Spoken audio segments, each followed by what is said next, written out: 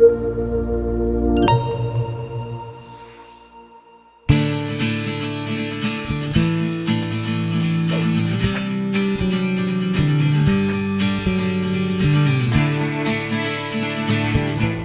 e hoje no programa Consumo em Pauta vamos falar sobre um tema muito relevante para os pais e responsáveis: o controle de compras online realizada por crianças e adolescentes.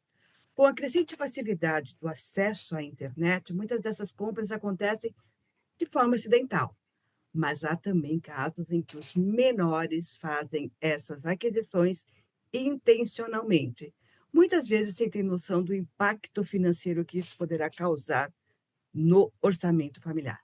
E o nosso objetivo neste bate-papo é esclarecer como os pais podem evitar esses dois tipos de compra, tanto as acidentais quanto as intencionais.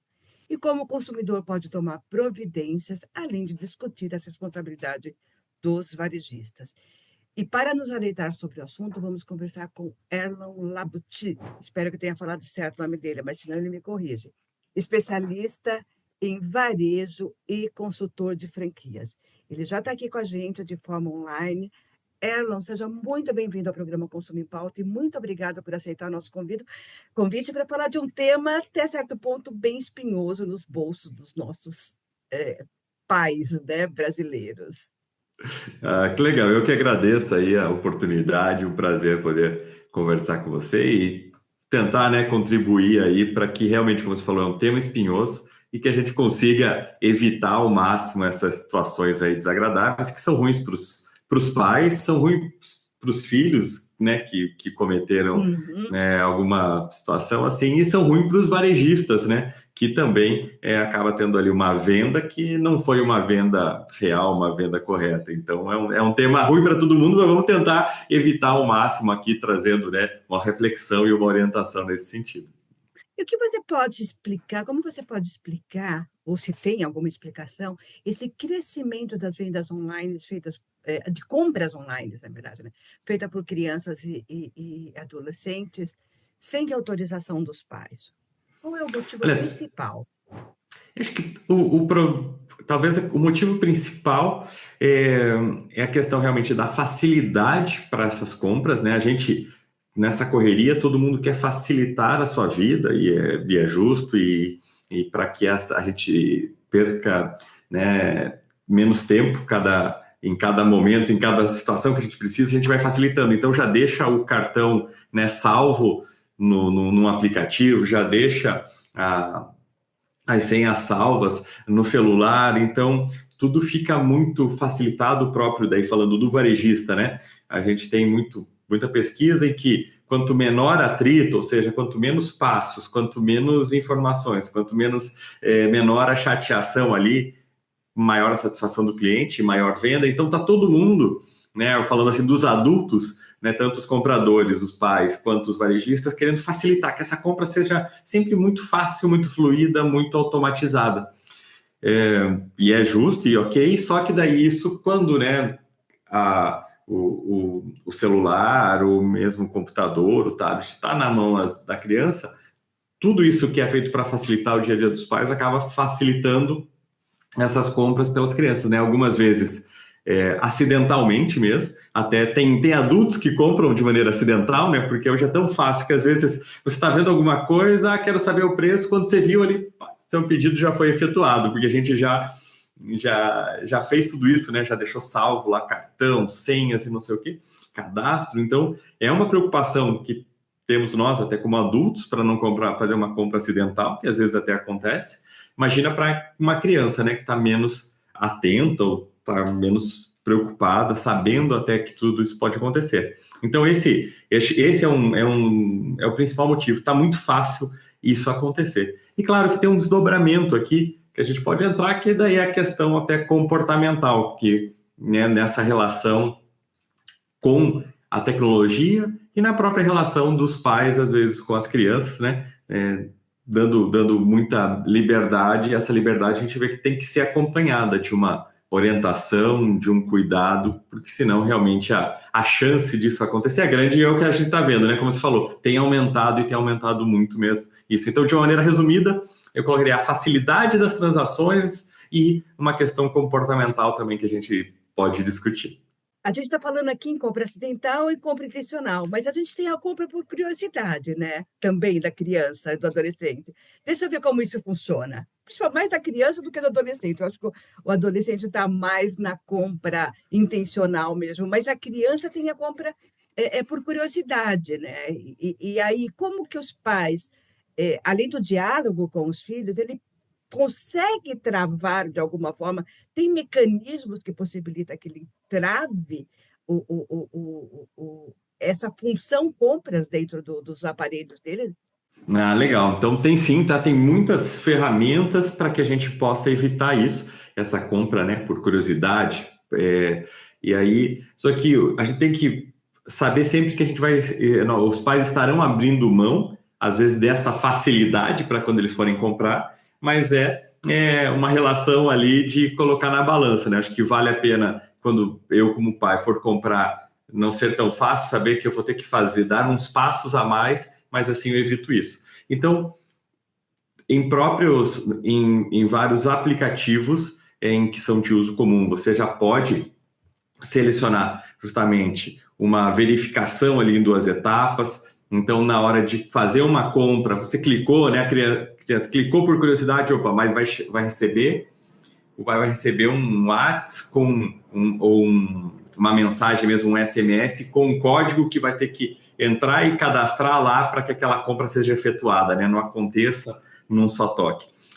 Temos também softwares. É bem fácil, hoje existem muitas variedades nesse sentido de os pais podem procurar, né, no Google mesmo como sistemas de controle parental, né? Controle parental, então, várias listas de ferramentas em que são dispositivos, aplicativos, para que justamente tenha esse controle, em que limite o que a criança pode fazer, os horários que ela pode até utilizar, as redes sociais, os sites que ela pode entrar. Então, o pai pode ter um controle total, né, do uso do dispositivo da criança em relação a isso. O que eu vejo que acontece, né, que quando tem o aparelho da criança, fica mais fácil o pai instalar ali um aplicativo, né, de controle parental e bloquear praticamente tudo em relação a compras, ok? Mas eu acho que acontece muito que a gente observa quando é o aparelho do pai que a criança está usando,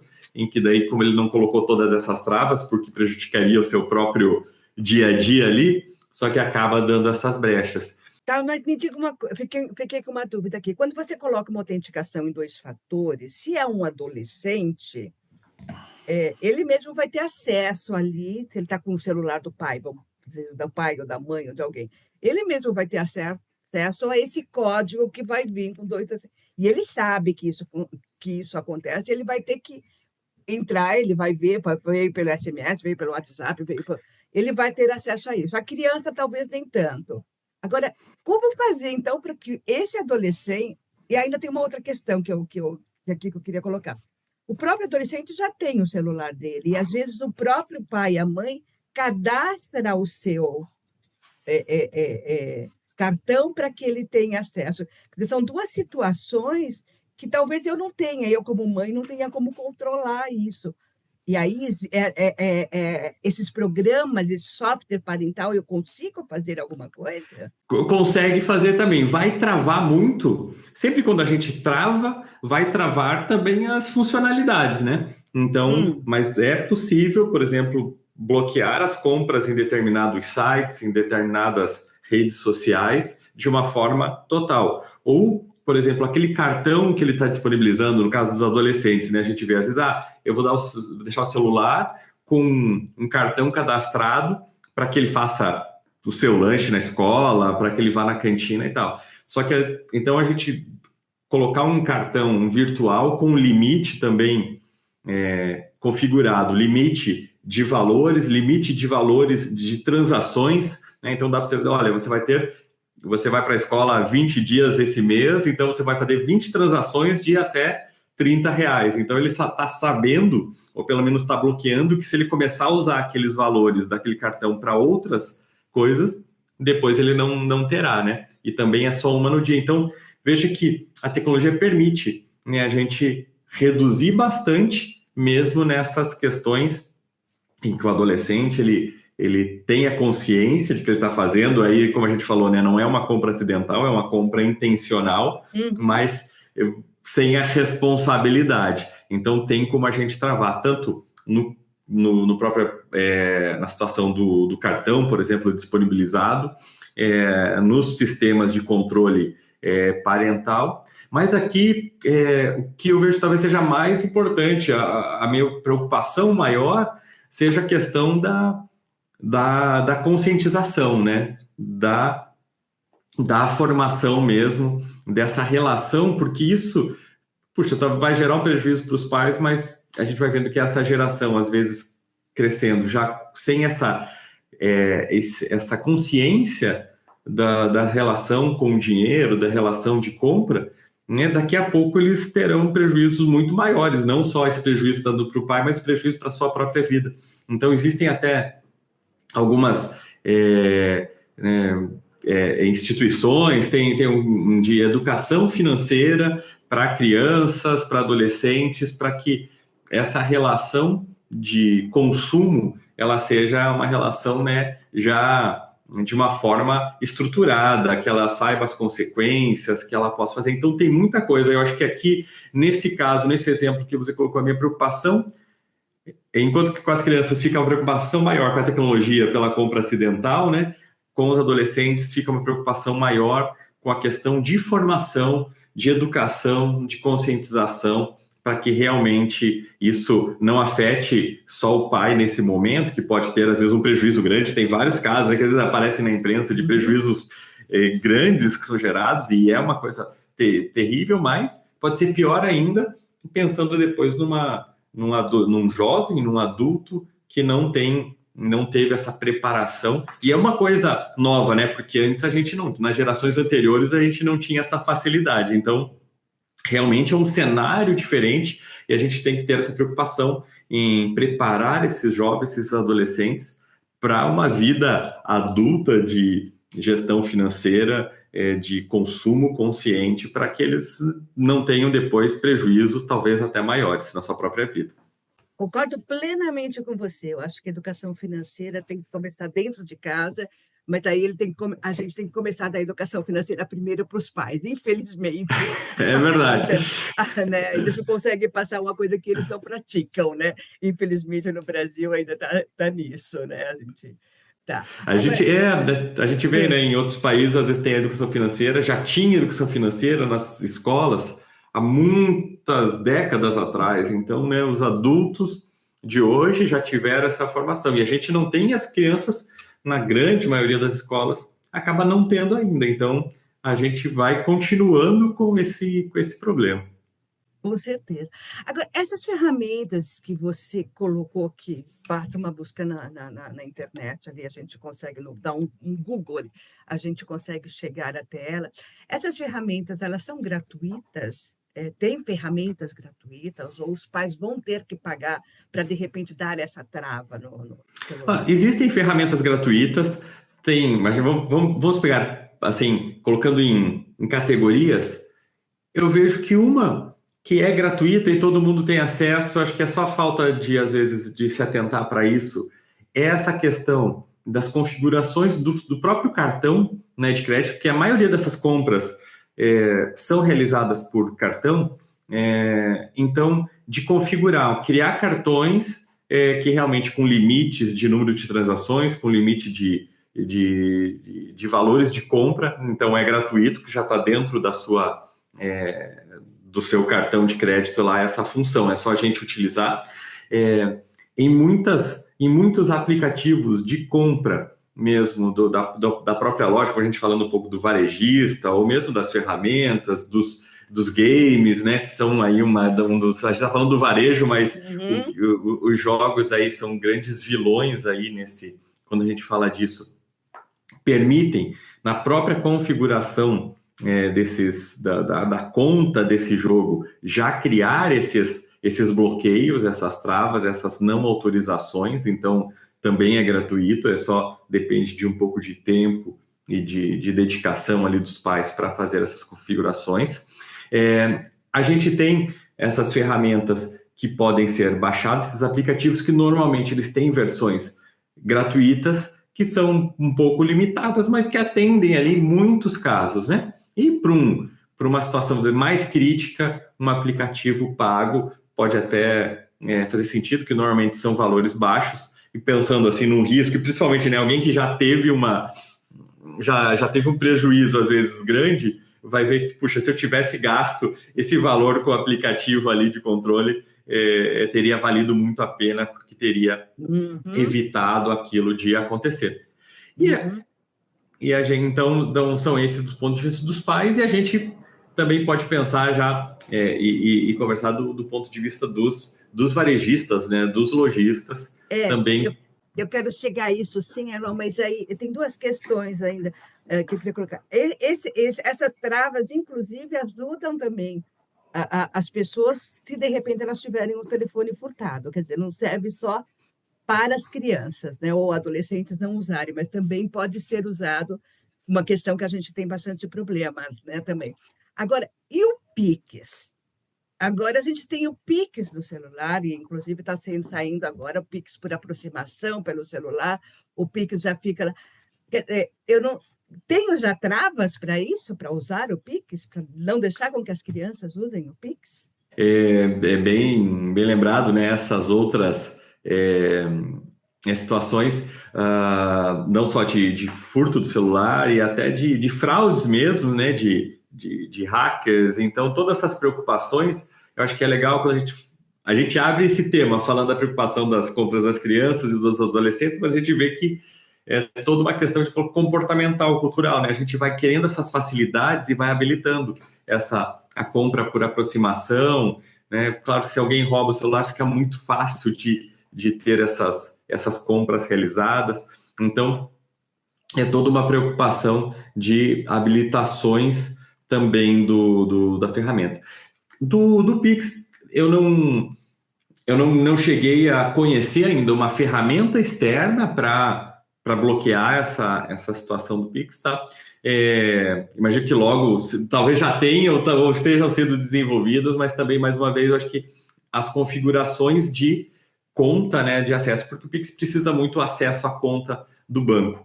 Então, é, aqui é o cuidado que se o pai, né, se os pais deixam a criança com acesso à conta do banco, aí fica realmente muito crítico, um risco muito grande. Então, aqui a sugestão que tenha, às vezes, uma conta, né, específica para liberar para a criança e que o dinheiro, o capital, né, o recurso ali que tem naquela conta seja bastante limitado. E, novamente, né, vai dando mais trabalho. Puxa, eu queria já deixar lá dinheiro para 3 meses para a criança o adolescente ir se autogerenciando. Beleza, ótimo, mas daí a gente precisa ter o outro lado que é, cara, vamos conscientizar. Eu acho que é até bacana. Cara, você tem dinheiro aqui para 3 meses de cantina, mas você tem que ir controlando, porque senão vai chegar na metade do segundo mês e você já não vai ter mais dinheiro para comprar seu lanche. Então seria legal. Enquanto a gente não consegue toda essa conscientização, a educação financeira, daí seria limitar e realmente ter valores bem reduzidos para que ele fique limitado àquele uso ali, né? E eu acho que muitas vezes isso, a gente, puxa, não, mas pode usar aqui a conta, né, do pai, só que, puxa, é realmente um risco muito grande. E como essas coisas aconteceram, de certa forma, rápido, né? Em poucos anos aí, não existia Pix, as transações com cartões eram mais Uhum. difíceis, então é tudo muito rápido e as pessoas vão se abraçando com a facilidade, só que tem que se preocupar também com a segurança, não pode deixar de lado. E agora, então, vamos falar do lado de dentro do balcão. Até agora a gente está falando lá do lado de fora do balcão. Como esses varejistas podem contribuir para que essas compras aconteçam com a devida autorização do pai, dos pais ou dos responsáveis? Isso é possível? Cabe, né? É responsabilidade do varejista isso? Eu fico, às vezes, pensando com relação a essa responsabilidade e, de repente, até da punição a ele de algo que ele simplesmente colocou para vender, que ele não tem responsabilidade sobre uma criança, ou que uma criança, né? Como que a gente pode. Qual é a responsabilidade dele? Quando a gente fala de produtos que são que não têm o problema de serem vendidos para menores, né? A responsabilidade do varejista fica muito pequena, porque realmente ele não tem essa responsabilidade de se preocupar com isso, né? Como a gente falou, é uma preocupação dos pais, tanto de educação, tanto comportamental, quanto de controle dos seus recursos ali, do seu cartão, do seu banco, né? Então, é uma responsabilidade do pai. Tem a diferença quando são produtos para menores, em ou melhor, proibidos para menores, né? Menores. Bebida, cigarro, enfim. Então, aí sim é preciso uma autenticação de que aquela pessoa que está comprando seja um maior de idade. Então, são situações de compras. Só que daí a gente vai vendo, são situações de compras muito mais complexas, né? Que você tem que dar muitos dados, tem que dar muitas informações. Então, que poderia, existe a tecnologia para a gente aplicar isso aqui para tudo. Puxa, não, já que já existe isso para vender, por exemplo, uma bebida pela internet, eu vou colocar isso para vender qualquer coisa, para vender um chocolate também. Puxa, mas daí todo aquele esforço que o cliente tem que ter para se cadastrar, para provar que ele é ele, faz com que provavelmente no meio do caminho ele fala, cara, tá muito difícil comprar esse chocolate, eu não vou comprar.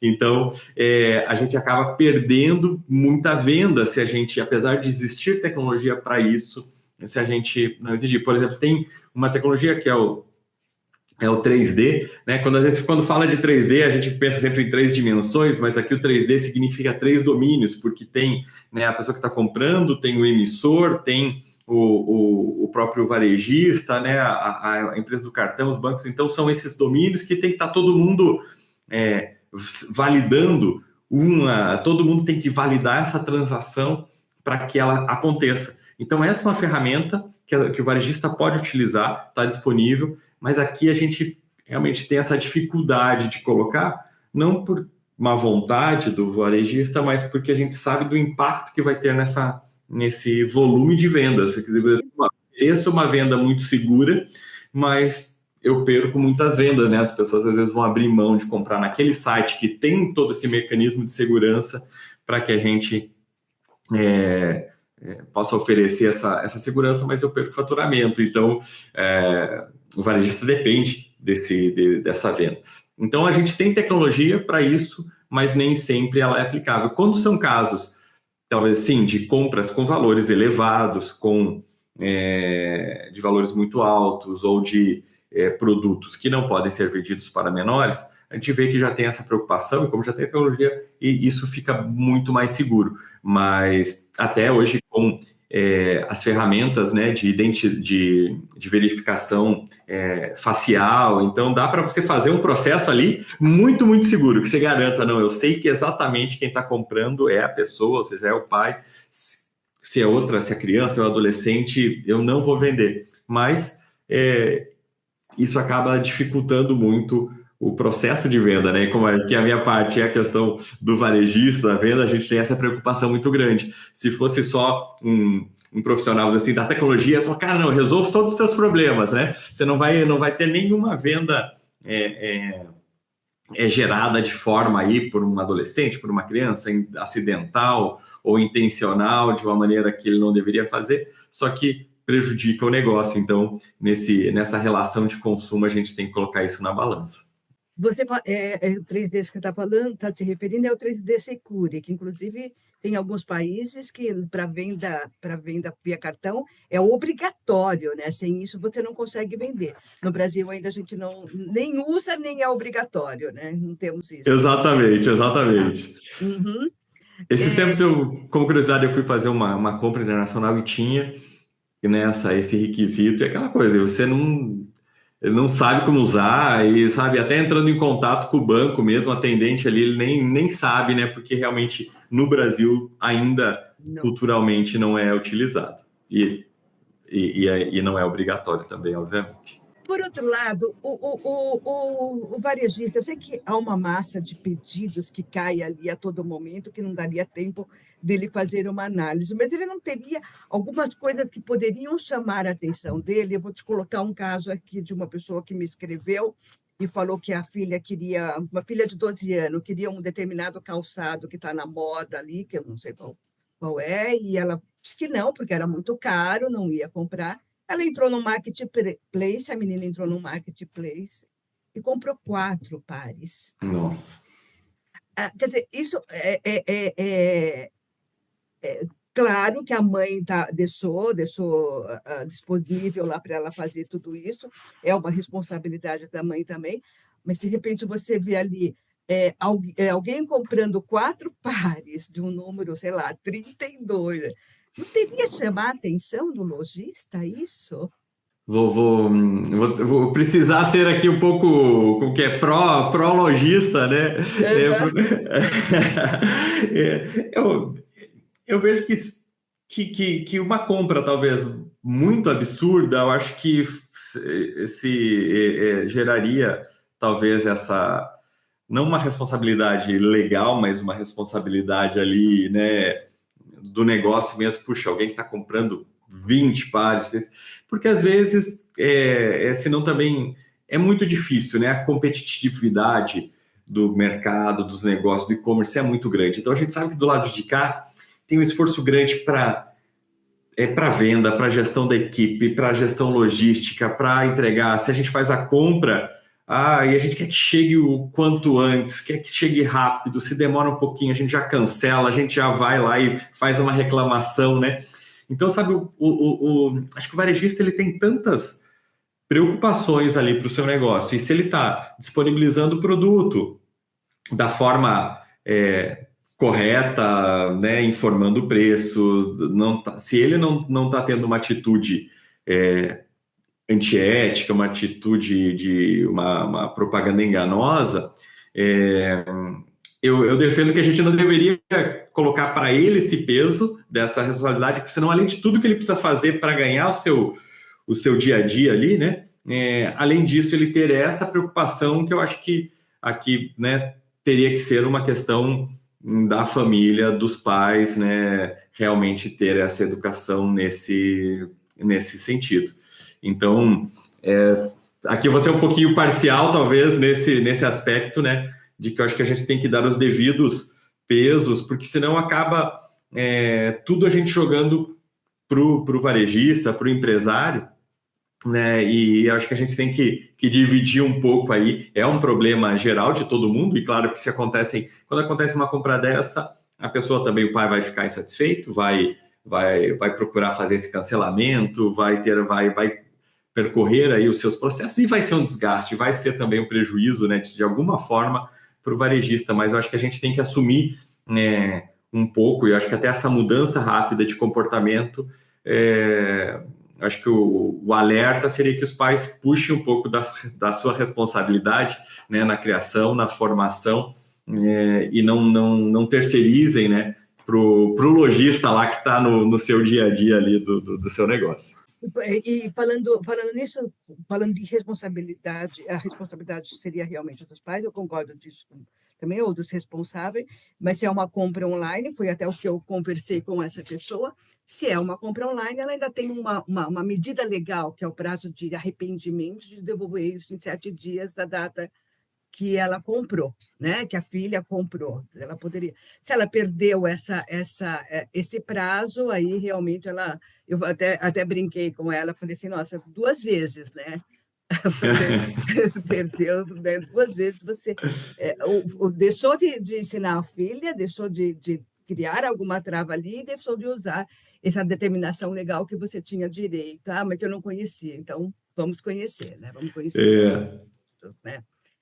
Eu não estou querendo jogar responsabilidade no varejista, mas às vezes eu vejo, às vezes não, e é comum também, uma certa dificuldade de diálogo, né, do consumidor com esse varejista em situações tão especiais como essa, né? Quer dizer, não existe um canal muito aberto, um canal fácil, de facilidade de acesso para poder dialogar. Talvez isso seria uma ação que o varejista poderia tomar e disponibilizar para os seus clientes, né? eu acho que a comunicação, né, a informação é sempre muito válida, né, e para que realmente esse desgaste, porque é uma situação que vai gerar um desgaste. Então, para que seja minimizada, né, ter esse canal aberto, e eu acho que é muito importante. Como você falou, né? Tem o prazo de 7 dias, então tem tanta coisa que realmente dá para a gente fazer e diminuir muito esses riscos, né? Mas então realmente eu acho que essa conversa, né? Essa pauta que você levantou é muito útil realmente para que isso diminua, para ajudar a conscientizar as pessoas, para que realmente tem muitas formas de evitar, né? Tanto tecnicamente como comportamentalmente.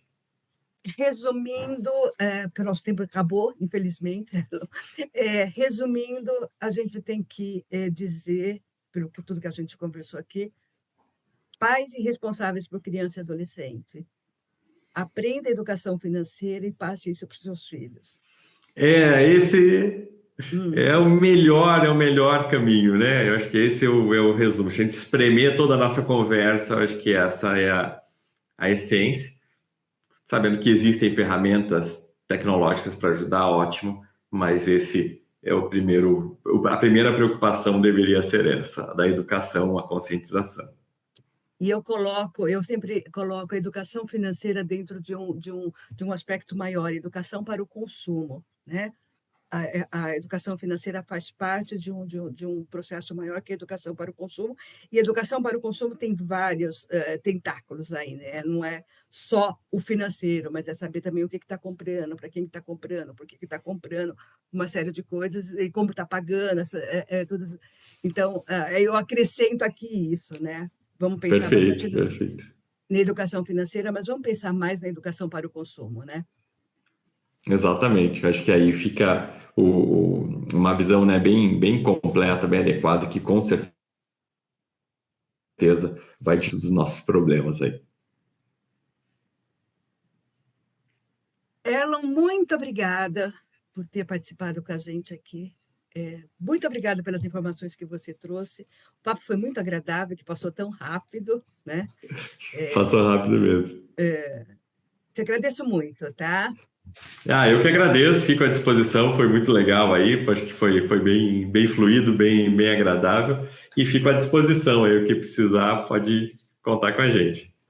Ok, então vamos encerrar. Então, hoje a gente trabalhou aqui, exploramos as várias formas de prevenir tanto as compras acidentais quanto as intencionais, e até aquelas por curiosidade, né, feita por crianças e adolescentes. E como vimos, há diversas ferramentas tecnológicas que os pais podem usar para limitar o acesso de seus filhos, configurar limites de gastos e até monitorar por aplicativos. E do lado dos varejistas também existem responsabilidades em garantir transações mais seguras. A gente agradece aqui muito o Erlon Labuti por compartilhar essas informações valiosas e esperamos que todos os nossos ouvintes tenham sentido que essas informações podem ajudá-los a se preparar mais para lidar com os desafios digitais. O Consumo em Pauta está sempre à disposição para ajudar a destravar o dia a dia do consumidor. Se você tem alguma dúvida sobre sobre relações de consumo, acesse o nosso site e faça a pergunta para o nosso assistente virtual, que ele está ali para responder também. E você que é consumidor, lembre-se, sua dignidade e direitos são fundamentais. Não hesite em buscar justiça quando sentir que foi injustamente lesado. A gente volta na próxima semana. Até lá.